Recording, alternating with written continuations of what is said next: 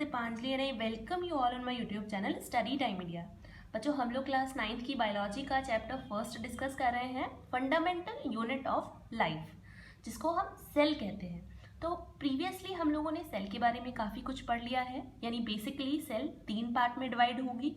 अगर हम उसको ईजी वे में स्टडी करें तो सबसे आउटर मोस्ट में क्या होता है, सेल वॉल। अगर प्लांट की बात की जाए यानी सेल वॉल सिर्फ प्लांट में ही मौजूद होती है। इसके बाद सेल मेम्ब्रेन या फिर प्लाज्मा मेम्ब्रेन, जो कि सब में ही होती है, प्लांट में भी होती है और एनिमल्स में भी होती है। तो हमने प्रीवियस वीडियोस में सेल मेम्ब्रेन और सेल वॉल दोनों की डिस्कस कर लिया है। नेक्स्ट पार्ट है साइटोप्लाज्म। ये जो लिक्विड भरा हुआ रहता है सेल के अंदर, इसको कहते हैं साइटोप्लाज्म। इसमें बहुत सारे ऑर्गेनेल्स होते हैं जिनको हम आगे आने वाली वीडियोस में पढ़ेंगे। And third is nucleus. तो आज हम लोग इसी न्यूक्लियस के बारे में पढ़ेंगे, जो कि सेल का बहुत इंपॉर्टेंट पार्ट होता है। So let's start. अगर हम नेचर या अकरेंस की बात करें, यानी कैसी प्रॉपर्टी होती है, कैसा नेचर होता है न्यूक्लियस का, तो ये सेल का कंपोनेंट है और सेंटर में लोकेटेड होता है, यानी सेल के बीचों बीच हमें न्यूक्लियस प्रेजेंट मिलेगा। साइज में लार्ज होता है, बड़ा होता है, और यानी हम लोग बोल सकते हैं कि सेल का लार्जेस्ट ऑर्गेनल है न्यूक्लियस। सेल के अंदर जितने भी ऑर्गेनल्स प्रेजेंट रहते हैं, सबसे लार्ज न्यूक्लियस होता है। अगर हम स्ट्रक्चर को देखें न्यूक्लियस की, तो ये 2 मेम्ब्रेन से बाउंडेड होता है और इन मेम्ब्रेन को कहा जाता है न्यूक्लियर मेम्ब्रेन। न्यूक्लियर मेम्ब्रेन के बीच में आप देख सकते हो, बीच बीच में यहाँ पर पोर्स होते हैं जिनको न्यूक्लियर पोर कहा जाता है, न्यूक्लियर पोर। अब ये न्यूक्लियर पोर से आसानी से चीज़ें, यानी कि ये न्यूक्लियर मेम्ब्रेन या न्यूक्लियस कहाँ पर प्रेजेंट है, ये साइटोप्लाज्म में है। तो साइटोप्लाज्म से अगर कुछ चीज़ अंदर जानी हो न्यूक्लियस के, या फिर न्यूक्लियस से बाहर आना हो, जैसे आयंस होते हैं, एटीपी है, ग्लूकोज के मॉलिक्यूल्स हैं, गैसेस वगैरह हैं, या क्रोमेटिन वगैरह, तो ये सारी चीज़ों का लेन देन कहाँ से होता है, इन्हीं पोर्स के थ्रू। साइटोप्लाज्म से न्यूक्लियोप्लाज्म में और न्यूक्लियोप्लाज्म से साइटोप्लाज्म में। न्यूक्लियोप्लाज्म कहते हैं ये न्यूक्लियस के अंदर जो लिक्विड भरा हुआ रहता है। जैसे अभी हमने बात की, सेल के अंदर जो लिक्विड भरा हुआ है उसको साइटोप्लाज्म या प्रोटोप्लाज्म कहेंगे, और न्यूक्लियस के अंदर जो है उसे न्यूक्लियोप्लाज्म कहते हैं। अब ये जो दोनों न्यूक्लियर मेम्ब्रेन हैं, जिनको कंबाइनली अगर हम बोलें तो न्यूक्लियर एनवलप कहा जाता है, यानी कि ये जो न्यूक्लियर मेम्ब्रेन है इनको न्यूक्लियर एनवलप कहा जाता है, और ये कनेक्टेड रहता है सिस्टमैटिक वे में किसी और मेम्ब्रेन से। तो ये जो दूसरी मेम्ब्रेन है जो साइटोप्लाज्म तक जा रहे हैं, ये जो देखो आप देख रहे होगे यहाँ पर साइटोप्लाज्म तक जा रहे हैं, इनको कहा जाता है एंडोप्लाज्मिक रेटिकुलम या ER। ठीक है, ये सिस्टमैटिक वे में इसी एनवलप से कनेक्टेड रहता है। अब जिस तरह से साइटोप्लाज्म में बहुत सारे ऑर्गेनेल्स पड़े हुए रहते हैं, जैसे mitochondria, Golgi apparatus, ribosomes, endoplasmic reticulum, ऐसे ही न्यूक्लियोप्लाज्म में भी बहुत सारे ऑर्गेनेल्स होते हैं, जिसमें से मेन है न्यूक्लियोलस एंड क्रोमेटिन। तो 1 बाय 1 इनको डिस्कस कर लेते हैं। तो अगर न्यूक्लियोलस की बात करें तो न्यूक्लियोलस एक भी हो सकता है और एक से ज़्यादा भी हो सकते हैं किसी भी न्यूक्लियोप्लाज्म में। इनके चारों तरफ कोई मेम्ब्रेन नहीं होती है, यानी किसी भी मेम्ब्रेन से बाउंडेड नहीं होते हैं ये। दूसरा, इनमें प्रोटीन और RNA दोनों प्रेजेंट रहते हैं, यानी न्यूक्लियोलस में ही प्रोटीन और RNA प्रेजेंट रहते हैं, जो कि राइबोसोम्स के फॉर्मेशन में हेल्प करते हैं। यानी न्यूक्लियोलस में ही राइबोसोम का फॉर्मेशन होता है, that is why it is called factory of ribosome, यानी राइबोसोम्स यहीं पर बनते हैं। नेक्स्ट, अगर क्रोमेटिन की बात करें तो ये बहुत पतले होते हैं और थ्रेड लाइक स्ट्रक्चर, यानी धागे जैसी स्ट्रक्चर होती है। अभी हम लोगों ने देखा धागे जैसे स्ट्रक्चर में पड़े हुए हैं। प्लस इनमें DNA और प्रोटीन कौन सी, हिस्टोन प्रोटीन प्रेजेंट रहते हैं, और इन्हीं कंबाइनली इसी फॉर्म को कहते हैं न्यूक्लियोसोम। तो ये न्यूक्लियोसोम बनाते हैं DNA और प्रोटीन, यानी इस तरह से प्रोटीन होंगी, 8 प्रोटीन आपस में कनेक्टेड, और उसको ऊपर से ट्विस्ट करे रखेगा DNA का मॉलिक्यूल। तो ये दोनों इसी फॉर्म को हम लोग क्या कहेंगे, न्यूक्लियोसोम।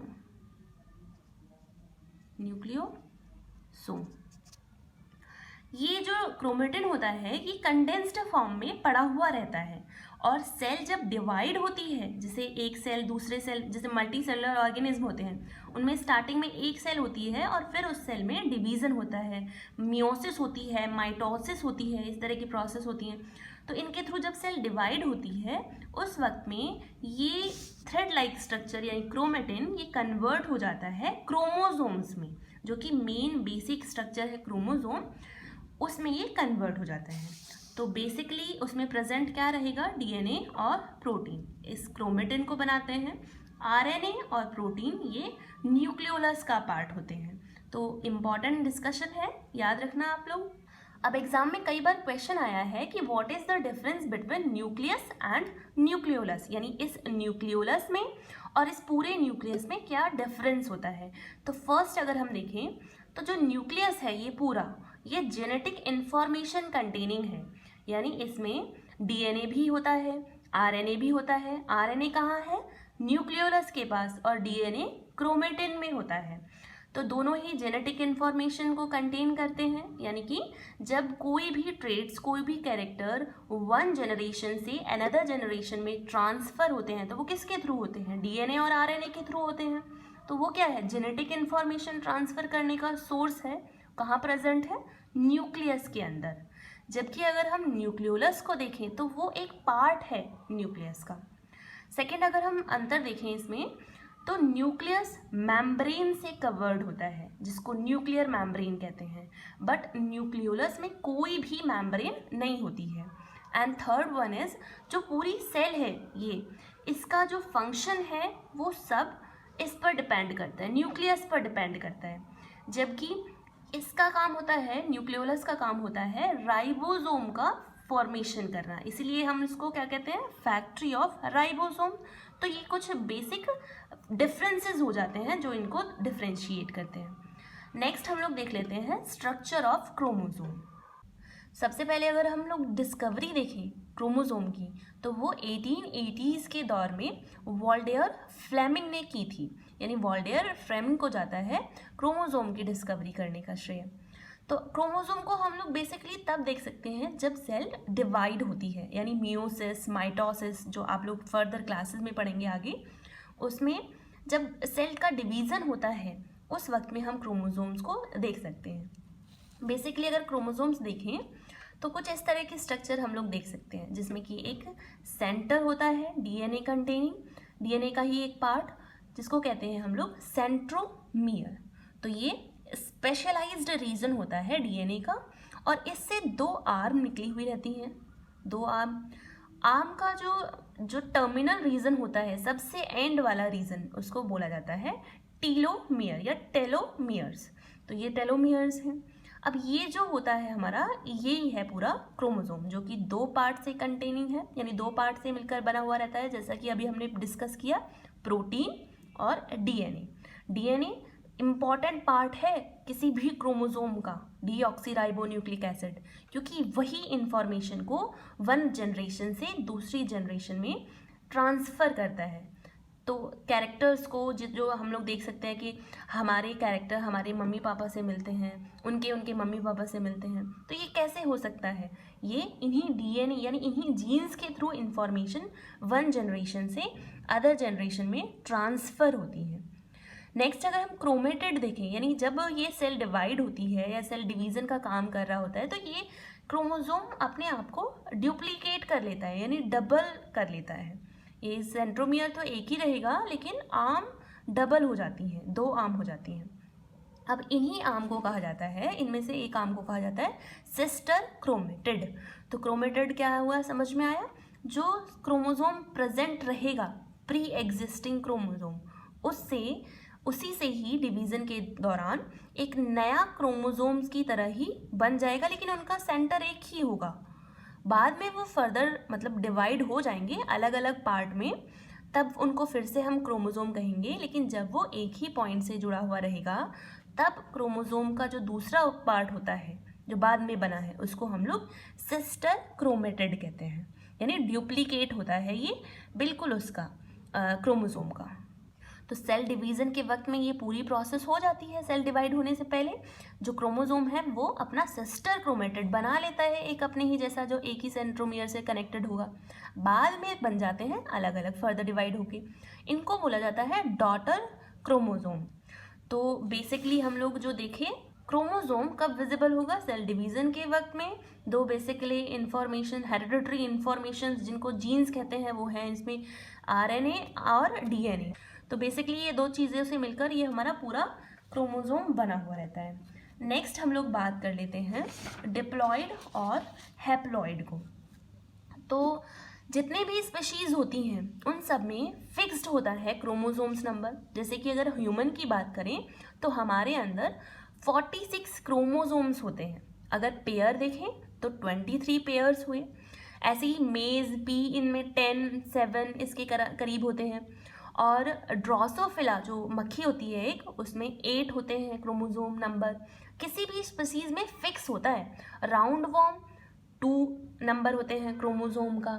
ऐसे ही अगर कैट की बात करें तो 38 होते हैं। डॉग की बात करें तो 78 क्रोमोसोम होते हैं। तो ये एक तरह से हम लोग बोल सकते हैं कि जितनी भी स्पीशीज़ होती हैं उनमें फिक्स नंबर ऑफ क्रोमोसोम होते हैं। अगर हम जैसे ह्यूमन बॉडी में हम लोगों ने देखा था कि 46 क्रोमोसोम होते हैं, यानी कि हम बात करें 23 पेयर। इसमें से 22 पेयर्स जो होते हैं उनको कहा जाता है ऑटोजोम्स। ऑटोजोम्स जो कि बॉयज़ में और गर्ल्स में सेम होते हैं, कोई डिफरेंस नहीं होता। जैसे कि हमारी बॉडी बनी हुई रहती है वैसे ही, मतलब जैसे बॉय की बॉडी होती है वैसे ही गर्ल्स की होती हैं। आँख, नाक, कान, मुंह ये सब सेम होता है। तो इस तरह की जो स्ट्रक्चर सिमिलैरिटी दिखाती हैं वो कौन से क्रोमोसोम्स की वजह से? ऑटोजोम्स की वजह से। और बचा हुआ जो एक पेयर है जिसको बोला जाता है हेट्रोजोम्स।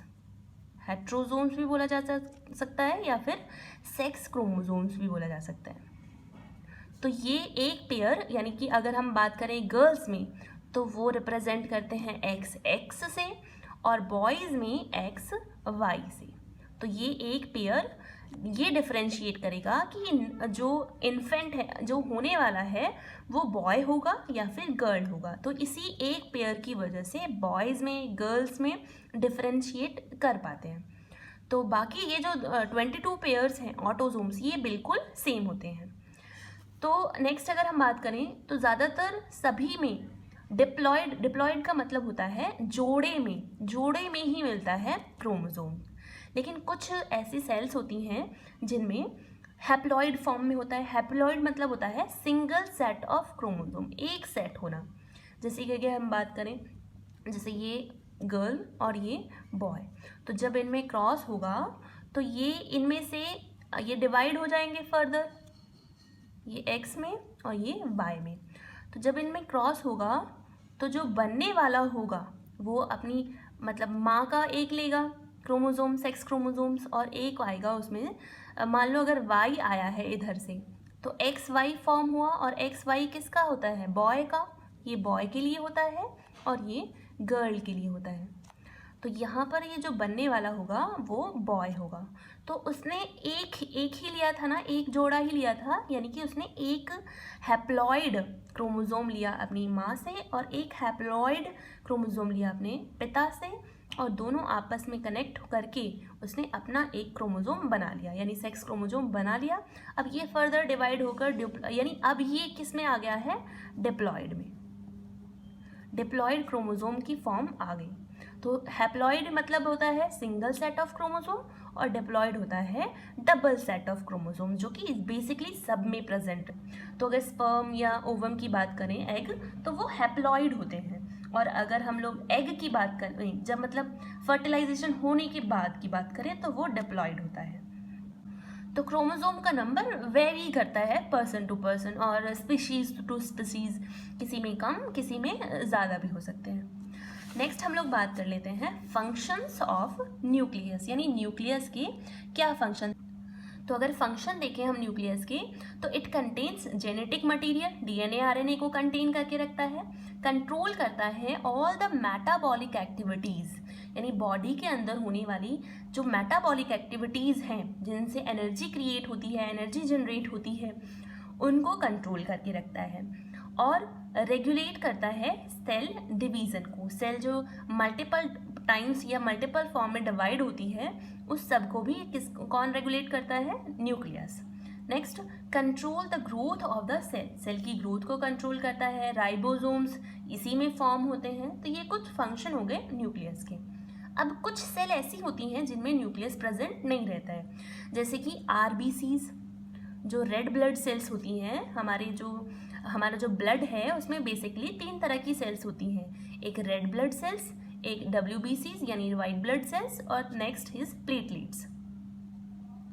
तो इसमें न्यूक्लियस नहीं रहता है। इसके अलावा जो आप लोगों ने प्लांट देखा होगा, तो प्लांट में फूड कहाँ फॉर्म होता है? प्लांट के लीव्स पर। और जो वाटर कंटेन होता है, वाटर कहाँ से लेता है प्लांट? यहाँ रूट से। तो इनके ट्रांसफ़र करने के लिए सेल्स होती हैं। जैसे अगर वाटर के ट्रांसफ़र की बात करें, यानी रूट से वाटर को प्लांट की पूरी बॉडी में कौन पहुंचाता है? जाइलम टिश्यू, उसमें सेल्स होती हैं। और जो लीव्स में फूड बना है उसको कौन पहुंचाएगा पूरे पार्ट में? फ्लोएम। तो जो फ्लोएम सीव ट्यूब्स होती हैं उनमें भी न्यूक्लियस नहीं होता है। तो ये कुछ एग्जाम्पल हुए कि ऐसी सेल जिनमें न्यूक्लियस प्रेजेंट नहीं है। तो बाकी तो सब में ही प्रेजेंट रहता है। आई होप आप लोगों को आज का टॉपिक समझ में आया होगा, और अगर टॉपिक से रिलेटिव कोई भी प्रॉब्लम हो तो मुझे कमेंट सेक्शन में ज़रूर बताएं।